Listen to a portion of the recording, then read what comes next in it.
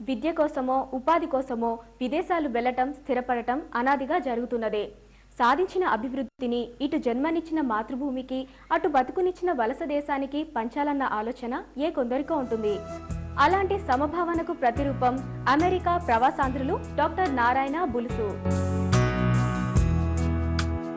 రాజమండ్రి ప్రాంతానికి చెందిన డాక్టర్ బులుసు నారాయణ గారు అమెరికాలో స్థిరపడ్డ ప్రవాసాంధ్రులలో ఒకరు. వ్యవసాయదారుల కుటుంబంలో పుట్టిన స్వయం కృషితో మెడిసిన్ చదివి తమ ప్రజ్ఞా పాఠవాలతో అంచెలంచెలుగా ఎదిగి శాన్ ఫ్రాన్సిస్కోలో యూరాలజిస్ట్గా వైద్య సేవలు అందిస్తున్నారు. వృత్తిపరమైన ప్రతిభ, వ్యక్తిగతమైన సంస్కారం నారాయణ గారి ప్రత్యేకత. చదవాలి, సాధించాలి, సాయపడాలి అన్న మానవతా సూత్రాలు అందరికీ మార్గదర్శకం కావాలని నమ్మిన నారాయణ గారి జీవిత ప్రయాణాన్ని వారి అనుభవాల్లో విందాం. నా పేరు బులుసు నారాయణ. మా ఊరు తొళ్ళ గ్రామం, రాజమండ్రికి 12 మైళ్ళ దూరంలో. నేను పెరిగింది అక్కడ, పుట్టింది కర్నూలులో. మా నాన్నగారి పేరు బులుసు సత్యనారాయణమూర్తి, మా అమ్మగారి పేరు బులుసు సుబ్బలక్ష్మి. మా నాన్నగారు వ్యవసాయదారులు, మా తాతగారు వరకు అంతా వ్యవసాయం చేసిన వాళ్ళే. నేను పల్లెటూరు నుంచి వచ్చాను. అక్కడే స్కూల్ చేసి హై స్కూల్ మురమండలో చదువుకొని హైదరాబాద్ వచ్చి పియూసీ చదివాను. పియూసీ తర్వాత మెడికల్ కాలేజ్కి గుల్బర్గా వెళ్ళాను. గుల్బర్గాలో 4 ఏళ్ళు చదివిన తర్వాత హైదరాబాద్ హౌస్ సర్జన్షిప్ చేసి అక్కడి నుంచి అమెరికా వచ్చాను. వైద్య వృత్తి పవిత్రమైంది, డబ్బుతో ముడిపెట్టకూడదు. అందుకే వీలైనంతగా వైద్య సేవలు ఉచితంగా చేస్తున్నా పిల్లలు స్థిరపడ్డాక రిటైర్ అయ్యి మరింత సేవల్ని అందించాలన్న ఆశయం ఉంది అంటున్నారు నారాయణ గారు. నేను ఇక్కడ క్యాస్ట్రో వ్యాలీలో 1983 నుంచి ప్రైవేట్ ప్రాక్టీస్ చేస్తున్నాను. I'm a urologist and I do urological surgery. ప్రస్తుతం ఈ ప్రాక్టీస్ని కంటిన్యూ చేయడం, వీలైనంత వరకు పేషెంట్స్కి ప్రజాసేవ చేయడం, ఏదైనా వీలైతే ఫ్రీగా పేషెంట్స్కి సర్వీస్ చేయడం, ఇది ప్రస్తుతం నా ఆశయం. ఒక సిచ్యువేషన్ వచ్చినా, ఒక స్టేజ్ వచ్చేటప్పటికి అప్పుడు రిటైర్మెంట్ అని కానీ ఏదైనా ఆశించినప్పుడు అప్పుడు ఇండియా వెళ్ళి ప్రజాసేవ చేయాలని ఉంది. ఇప్పుడు అమెరికాకు మన వాళ్ళు చాలామంది వెళ్తున్నారు. అప్పటికి ఇప్పటికీ అక్కడ ఉన్న మన వారి మధ్య సంబంధాల విషయంలో చాలా ఎదుగుదల ఉంది అంటున్నారు. నేను ఈస్ట్ కోస్ట్లో ఉండేవాడిని మొట్టమొదట. 71లో వచ్చినప్పుడు 3 ఏళ్ళు ఈస్ట్ కోస్ట్లో ఉండి, అప్పుడు నేవీ నన్ను రిక్రూట్ చేసింది. వియత్నాం వార్ టైంలో సింగిల్గా ఉండేవాడిని కనుక అప్పుడు నేను నేవీలో పనిచేశాను. నేవీలోనే పనిచేస్తూ ఇక్కడికి పంపించారనమాట అండి, శాన్ ఫ్రాన్సిస్కోకి.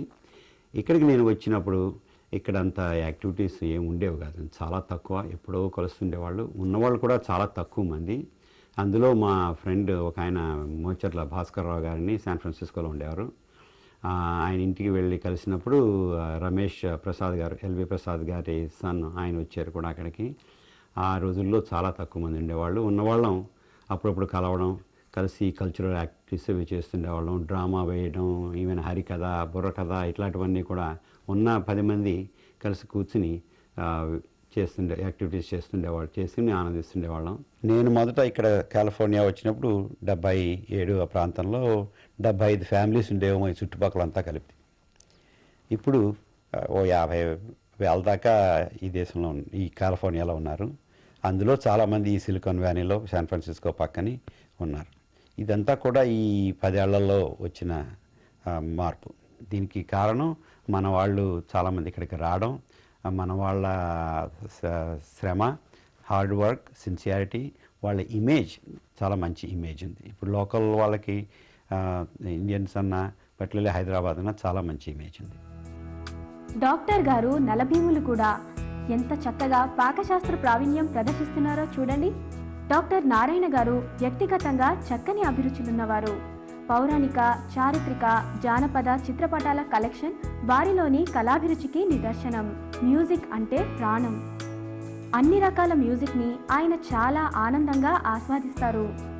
కేవలం మ్యూజిక్ వినడమే కాదు, స్వయంగా సంగీత సాధన చేయటం ఆయన ప్రత్యేకత. నారాయణ గారు ఆల్రౌండర్ అని మనం అనుకున్నా అందులో అర్ధభాగం తన అర్ధాంగిదే అంటారాయన. నేను 1977 జనవరిలో ఇండియా వెళ్ళి ఆ, విజయ్ని పెళ్లి చేసుకున్నాను. అప్పుడు నా భార్య నాతోటి నెక్స్ట్ మంత్లో వచ్చింది ఇక్కడికి. వచ్చిన తర్వాత ఇక్కడ శాండియాగో నుంచి ఇక్కడ శాన్ ఫ్రాన్సిస్కోకి మేము వచ్చాము. వచ్చినప్పుడు ఆ, ఇక్కడ జరిగే యాక్టివిటీస్లోను, సోషల్ యాక్టివిటీస్లోను, కల్చరల్ యాక్టివిటీస్ వీటిలన్నింటిలోనూ ఆవిడ చాలా బాధ్యత తీసుకుని చాలా యాక్టివ్గా, ఎనర్జెటిక్గా, ఎంతూసియాస్ట్గా ఉంటుంది. ఇక్కడ ఉండే కమ్యూనిటీలో ఆవిడ చేసిన డెవలప్మెంట్స్, ఆవిడ చేసిన సోషల్ యాక్టివిటీస్, సోషల్ గ్యాదరింగ్స్ అవి చాలామందికి గుర్తుంటుంది. ఎందుకంటే ఆవిడ వెరీ లైవ్లీ పర్సన్. మరి శ్రీమతి విజయలక్ష్మి గారి భావాలేంటో విందాం. నా పేరు విజయ అండి. I did my BSc here at San Francis School and I went to US in 77. I got married in 77 January and went to US. మాకిద్దరు అమ్మాయిలు, సంధ్య, శైలజ.